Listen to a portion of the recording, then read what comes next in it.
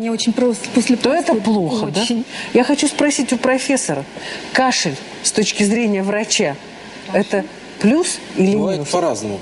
Дело в том, что кашель может быть бесполезным симптомом, кашель может быть защитой, кашель может быть симптомом, осложняющим другое заболевание. Но тем не менее, при простуде, когда организм пытается откашлять... Простуда обычно это кашель, при котором раздражаются кашлевые рецепторы. Вирус воздействует на клетку, клетка выделяет разные вещества, вещества провоцируют вот этот кашель, и возникает один из видов кашля, который называется медиаторным. Но второй кашель – это гораздо более серьезный кашель. Это тогда, когда очистительные силы бронхов не могут вывести, как у нас в норме всегда бывает, мокроту незаметно, вернее, бронхиальный секрет. Его слишком много, он вот такого зеленого цвета, и тогда эта мокрота доползает до рецепторов, раздражает эти рецепторы, и кашель эвакуируется с помощью кашлевого рефлекса. Кашель – это защитная реакция организма. Дело в том, что когда в бронхах возникает воспаление, в них образуется мокрота и начинают размножаться бактерии. С помощью кашля организм выводит все это наружу. Бронхи освобождаются, и воспаление проходит, а вместе с ним проходит и кашель.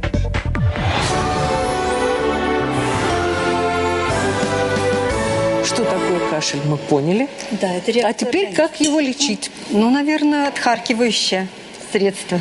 Первая группа препаратов для кашля, который связан с заболеваниями легких или бронхов, это препараты, влияющие на слизь, которая образуется, на мокроту. Что они делают? Эти препараты разжижают мокроту, изменяя ее химическую структуру. Вот мы тут мокроту изобразили жестоко, густую, и сейчас мы ее будем разжижать. Берите. Вот смотрите, наша мокроточка, которая была густая-пригустая, растворилась до мелкого кусочка, который я даже не могу поймать. Другая группа препаратов – это так называемые отхаркивающие препараты, которые позволяют мокроте более легко отлепляться от стенки бронх. И самая серьезная группа, на которую мы хотим обратить ваше внимание, это препараты, которые блокируют кашель. Почему мы обращаем на это внимание? В чем угроза бесконтрольного использования этих лекарств? Вы совершенно справедливо об этом говорите. Иногда в аптеке, когда я покупаю какую-то ерунду, я вижу такой диалог: дайте что-нибудь от кашля. И провизор, да, который выдает лекарства, вдруг я вижу с ужасом, что он дает таблетки, подавляющие кашель. Это совершенно неправильно. Опять же, причина. Таблетки, подавляющие кашель, уменьшают или снимают кашлевой рефлекс.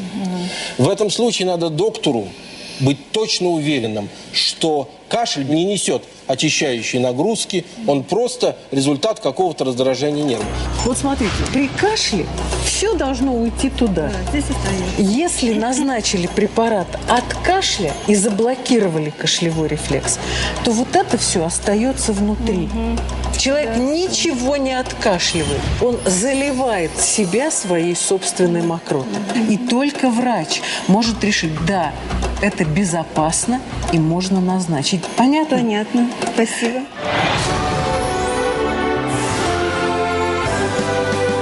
Как вы лечите кашль? Какие у вас предположения? Сначала кипячу воду, бросаю туда таблеточку валидолы, делаю конус и дышу. Ой, мама дорогая, вся наша страна дышит над картошкой. Ну да. Мы подготовились. Сейчас вам дадим подышать. Сейчас нальем сюда кипяток.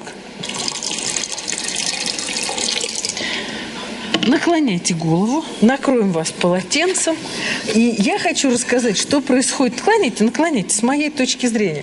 Если взрослый еще... Вы дышите. Дышу. Если взрослый еще выдерживает эту процедуру, то дети обычно бьются, кричат, кашляют истошно. Вот этот пар, который выходит из кастрюльки, дальше верхнего отдела трахеи все равно не идет. Все, Елена Васильевна, больше не могу. А как? А вот мама говорит: дыши. В бронхи пар не проникает. Частички воды просто оседают во рту.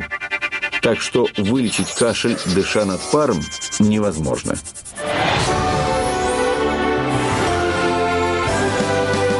Знаете, что это за приборчик? А? Небулайзер. Небулайзер. Это не горячая вода, не кипяток. Это может быть лекарство, добавленное в капсулу. И это особое распыление. Это ведь от слова «небула», латинское название «облачко». То есть это прибор, который формирует мелко-мелко дисперсный аэрозоль. То есть мельчайшие частицы выходят вот из этого генератора, то есть облачко. И поэтому эти частички могут достигать самых глубоких отделов бронхов. Прибор создает постоянный поток негорячих частичек лекарства и влаги.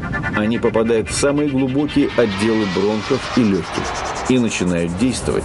Воспаление быстро проходит, а вместе с ним исчезает и кашель. Вот так. Вот это современность. Вот это кастрюльки с полотенчиками, допотопная древность. Ну что, мы почти все рассказали про кашель. Кашель бывает разным. И, конечно, надо найти причину и только потом лечить. Я хочу вместе с вами поблагодарить нашего сегодняшнего гостя. Спасибо. Главного пульмонолога Москвы, нашего эксперта, блестящего пульмонолога Андрея Станиславовича Белевского. Спасибо вам большое. Спасибо вам. Спасибо. Спасибо вам. Садитесь.